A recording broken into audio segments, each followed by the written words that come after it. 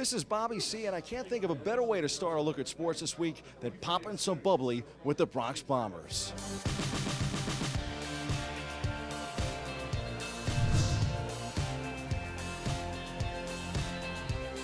It might have been the best atmosphere I've ever been a part of here, and our fans were just electric all night. I think our team's built for this ballpark, but I also think that our fans, make a big difference. They get behind us and they give us something to play for, and we enjoy going out there and playing for them every night. So I thought tonight was a great night. We knew it was going to be rocking. The fans are great. They love it.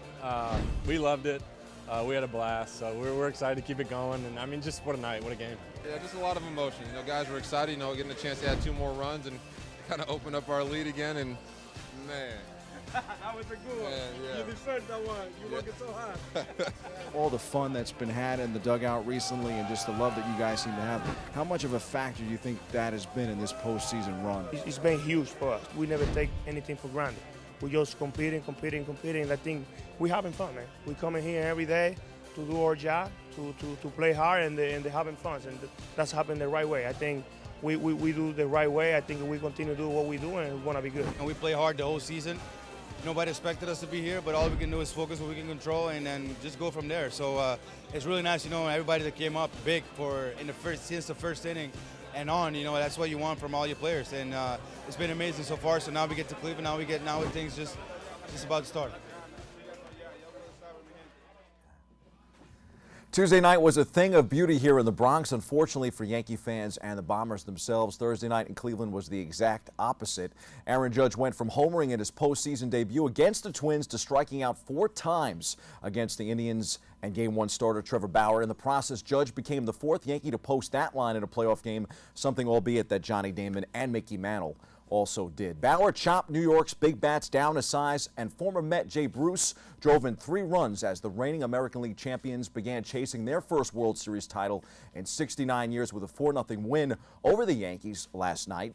Cleveland has some amazing karma going on at the moment. The Indians lead the series because of one man's faith and another paying dividends beyond what either might have imagined. Cleveland manager Terry Francona opted to pitch Bauer instead of Cy Young candidate Corey Kluber in Game 1. Kluber will go tonight in Game 2 and would be available to pitch the decisive Game 5 if it gets that far. Francona has a .629 winning percentage, 39-23 in the postseason, the second best in history behind Yankee great Joe McCarthy. Former Yankee star Alex Rodriguez, now on the broadcast side of things, has taken the Pinstripers in 5 games. That was before last night's defeat in the broadcast. Former Red Sox star David Ortiz fired back at A-Rod and said it's because he's still on the Yankee payroll. Pretty good stuff. All signs point to the Indians this fall classic, but I still believe the Yankees can find some magic of their own. It won't be easy, but I do believe they can do it. I'll take the Yanks in 4. Indians haven't won anything in 69 years. New York will turn to former ACC Sabathia tonight using a cutter taught to him by Andy Pettitte. Sabathia is 9-0 after a Yankees loss this season. They're hoping he can make it a perfect 10 in Game 2. Houston also hit the ground running in its postseason opener Thursday night. The Astros, the other favorites in the American League, toppled the Red Sox 8-2 behind 3 home runs from MVP candidate Jose Altuve. The series continues today. The reigning World Series champs, the Chicago Cubs, begin their series with Washington tonight, and the Arizona Diamondbacks will open their National League Division series with the LA Dodgers tonight. The D-backs down the Colorado Rockies in the wild card game to reach the division series. On the gridiron, Gang Green is on a mini win streak. Make it 2 in a row. We go inside the locker room for more. After starting the season 0-2, the New York Jets returned to MetLife Stadium last week and used the national anthem protest to get fired up for the game, winning their first game of the season. This week, it was the legends in the building and the celebration for Kevin Mawai that sparked Gang Green. Definitely has to be a much better feeling after the first couple of weeks. You guys, things weren't necessarily going your way, and now it seems like that whole momentum and vibe has really changed here in the locker room. We're just trying to go out and execute the game plan. The coaches put in a good game plan, and we try to execute. And we were able to do that today, and we got to keep doing that. Man, it feels real good, man.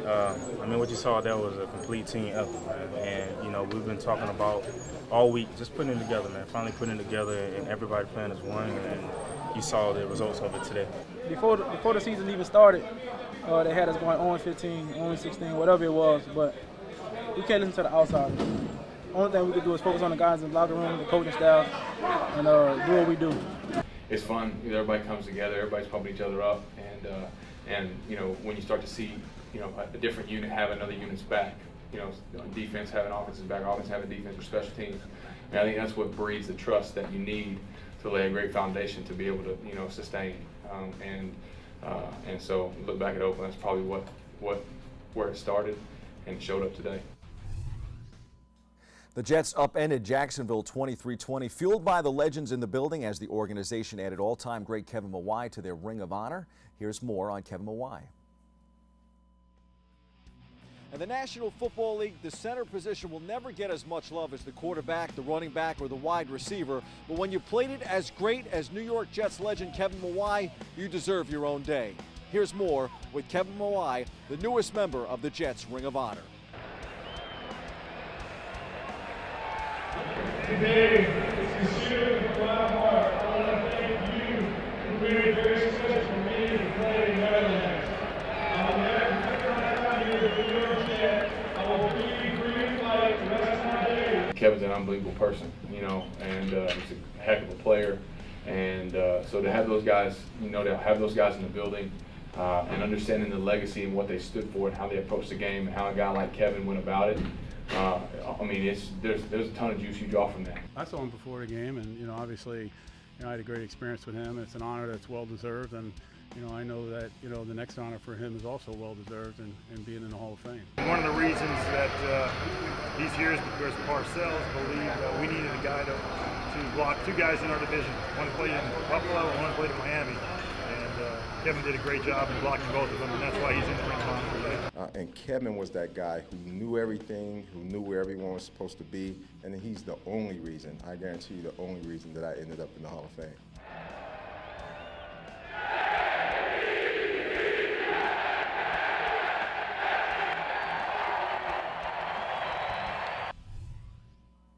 So if you're keeping score at home, I have picked the Jets perfect this year. I'm 4-0 on their 2-0, well, excuse me, 2-2 record. Who would have thunk it? The Jets are in Cleveland this Sunday for a 1 p.m. kickoff. I believe they can beat the Browns. I'll take Gangrene to make it 3 straight.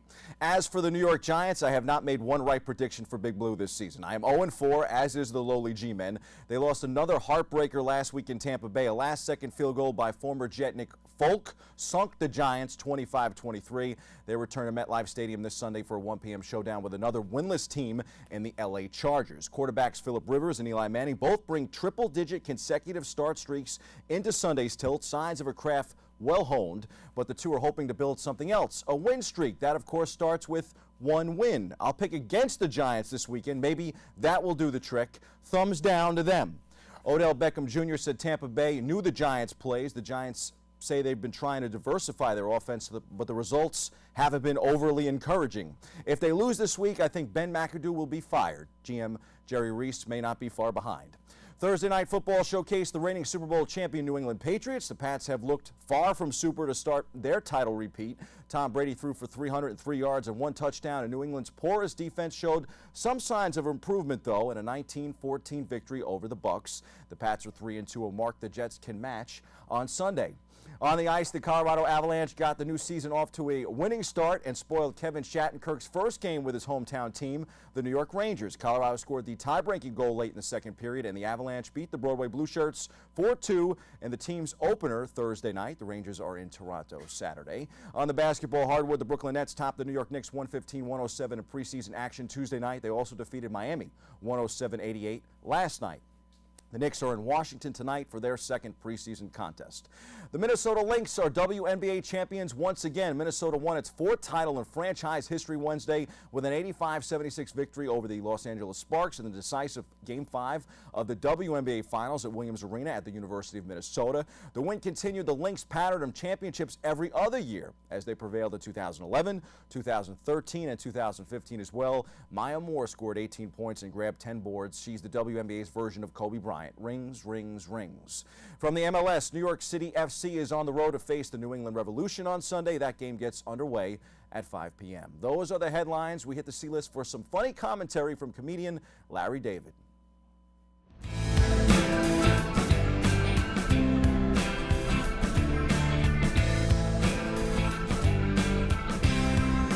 NFL headlines this week included some sexist commentary from Carolina Panthers QB Cam Newton when he suggested a question from a female reporter asking about routes was funny.